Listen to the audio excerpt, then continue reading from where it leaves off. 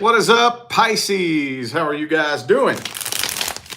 We're going to take a little look here today and see what's happening with you guys for July 2024.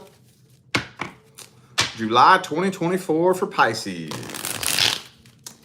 So, for those of you who didn't catch the memo, I still have a sale running for the remainder of July. The 4th of July reading sale was all full personal readings are half price. Remember that sale?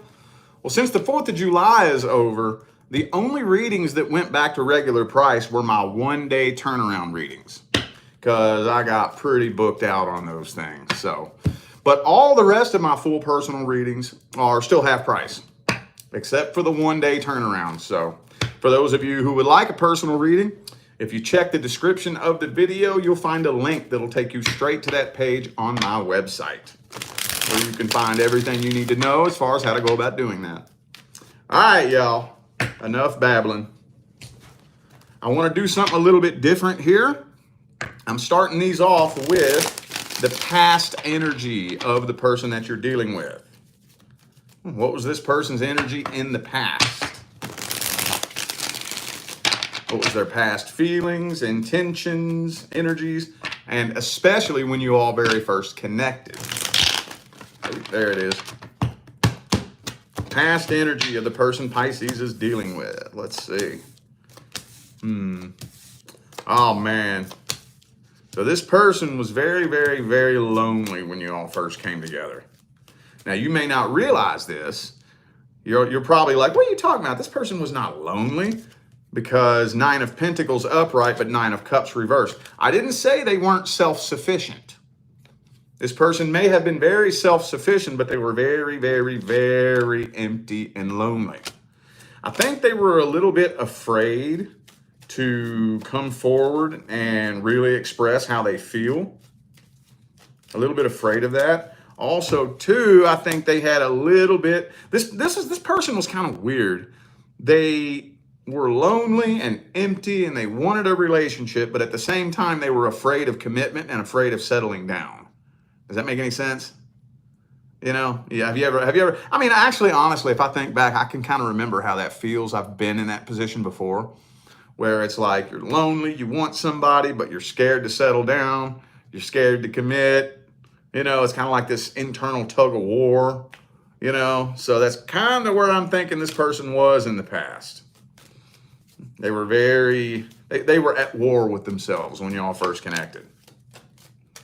Oh yeah, man, this person, do you realize what a hard place in life this person was in when y'all connected?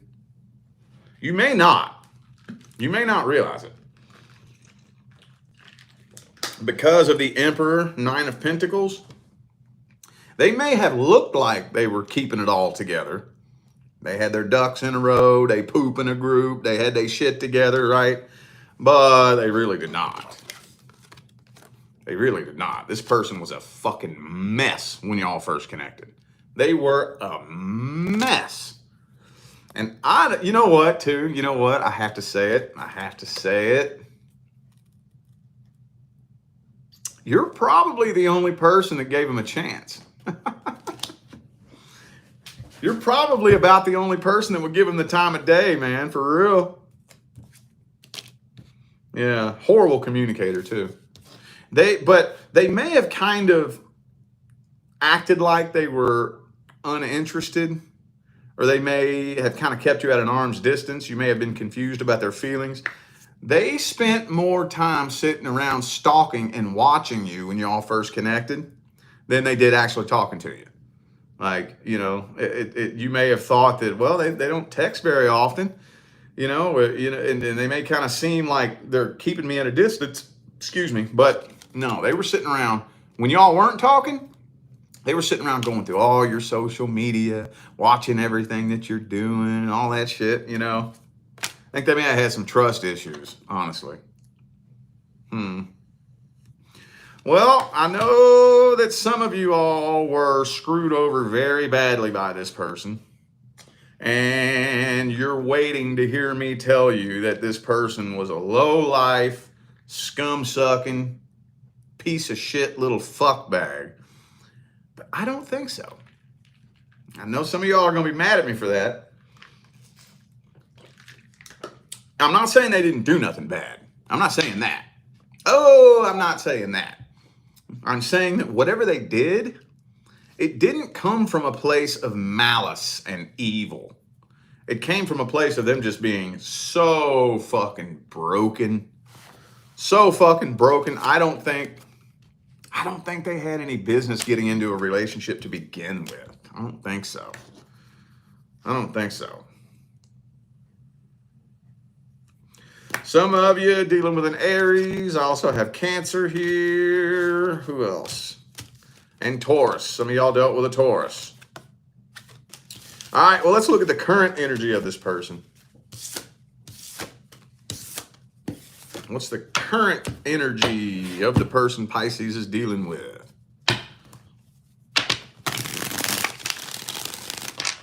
What's their current energy? Current energy, feelings, intentions, all that good shit. Let's see. How do they see you? How do they feel about you? How do they feel about y'all's situation? So they're kind of trying to forget about you, I think.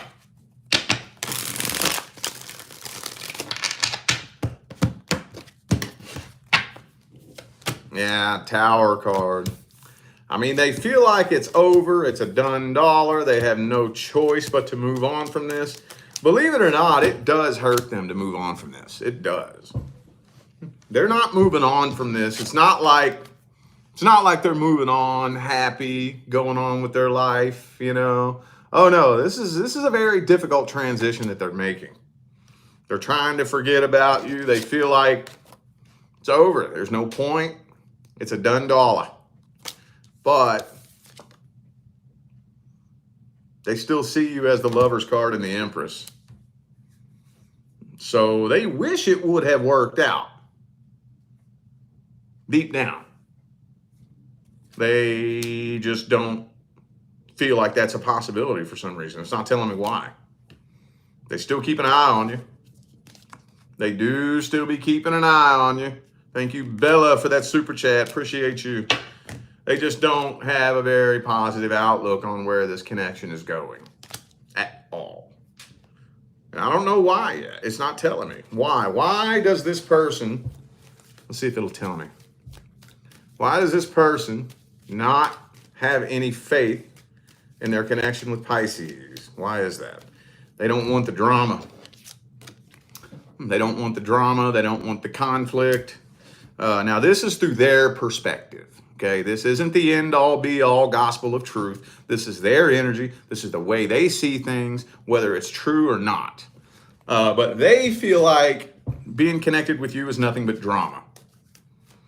Like maybe they feel like no matter what they say, you'll turn it into an argument, or they feel like they walk on eggshells around you, or you're too sensitive, or you're a loose cannon, you fly off the handle real quick maybe.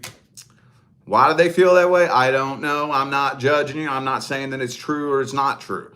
But that's how they feel for whatever reason. So, some of you dealing with a Gemini. I also have Taurus here.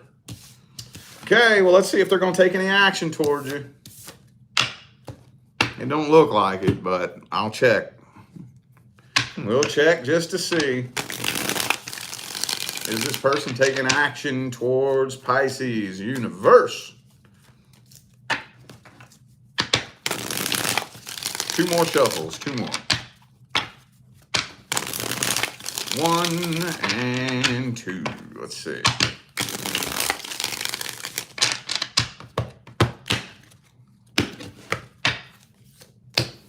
Ooh, 7 of Wands. No, you know what? Wow, really? I think they're going to try to make you jealous. I think they're going to try to. So what their plan is, here's their plan. Their plan is to get with somebody new. And then once they get with somebody new, they want to somehow connect with you. I don't know if they plan on showing up in your inbox, or say for example, you have a workplace where it's a place where customers can come in. You know, like say for example, you fucking work at goddamn the gas station. Let's say you're a gas station attendant. They are gonna go get gas when you're at work and walk in holding hands with a new person. That's their plan. That's what they have going on in little delusional fantasy fairy tale land. Other than that, though, those are the only actions this person plans on taking, right? But no matter how much it looks like they've moved on and they're happy,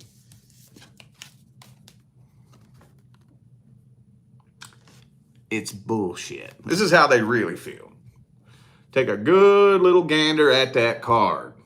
This is how they really be feeling. You ain't got to be a rocket scientist to figure out what's going on in this card. This is the 9 of Swords. They still a fucking mess. Okay, well, let's get some advice for this situation. I don't know what kind of advice could come through for that, but let's see. Any advice? There it is again. Look, same card I just showed you. Same card. That's why I have all these different decks. That's the reason why. This right here. But I'm going to put this back in the deck. We'll see if it wants to come out again. All right. What's the advice? Advice is for Pisces. All right. This is saying don't wait around on this person. Don't wait around on them. Why not? Why should Pisces not wait around on this person? Why not? Death card, because it's over. God damn, dude. There's no potential for reconciliation. This person's too toxic. For those of you, okay, so for those of you who dealt with somebody that has some sort of addiction issue, I know that's not all of you, but I feel like it's a few of you. If you dealt with somebody that had some sort of addiction, alcoholism issue, something like that, they are not taking any kind of action to get that little addiction problem under control. They are not getting clean. But whatever it is, whether it's an addiction problem or maybe some of y'all may have dealt with somebody that got a little porno addiction or some shit, you know, or a gambling addiction or whatever it is, they are not taking control of their life. They're going downhill. Downhill. And if you try to connect with this person, they will pull you down with them. So, normally, for those of you who are new to my channel, I try, if I have the wiggle room, to twist the advice. With every other spread that comes out, I read exactly what comes through, nothing more, nothing less. I don't bend it. I don't twist it. I don't sprinkle sugar on it to make it sound cute. And I definitely do not tell you what you want to hear. But with the advice, I try to twist it and bend it a little bit to see if I can meet you in the middle somewhere. But every now and then, it don't give me no fucking wiggle room at all. And this is one of those cases. Death card, devil card.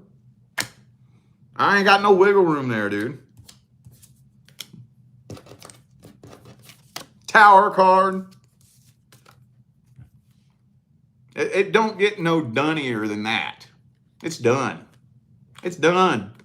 Dun dun dun dun dun dun dun dun dun dun dun dun dun. This is the dunniest done you can get in the tarot right here. Could be a Scorpio for some of you. I also have Capricorn, Leo, and Aries. Well, shit. I guess don't neglect your healing. Okay, don't neglect your healing. Do not try to jump into a relationship with the sole intention of getting that person off your mind. Okay?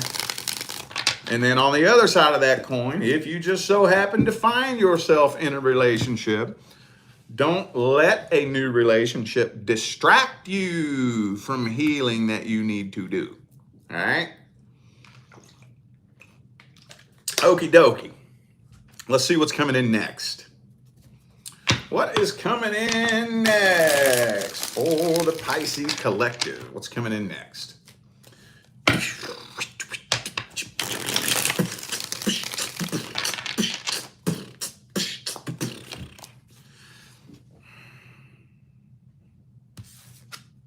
Some of you are going to be tested. You're going to be tested.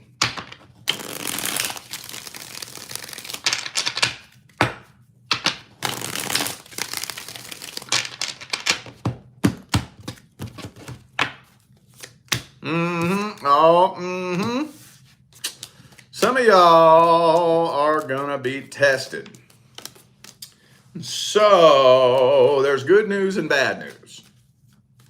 The good news is, let me ask you this. When does the universe test you? When does the universe test you?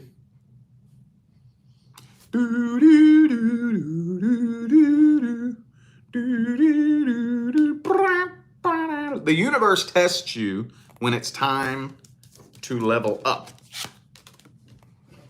When it's time to level up. That's when the universe tests you. And honestly, some people get so intimidated and scared when they hear that. This shit ain't rocket science, y'all. Okay?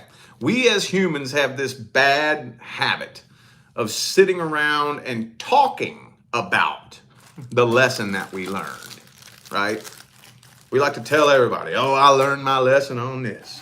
I learned my lesson on that. We like to talk about it. And I'm not saying that that's bad. I'm not saying don't talk about it. But you best bet your damn Skippy ass, universe gonna make you prove it. Oh, the universe gonna make you prove it.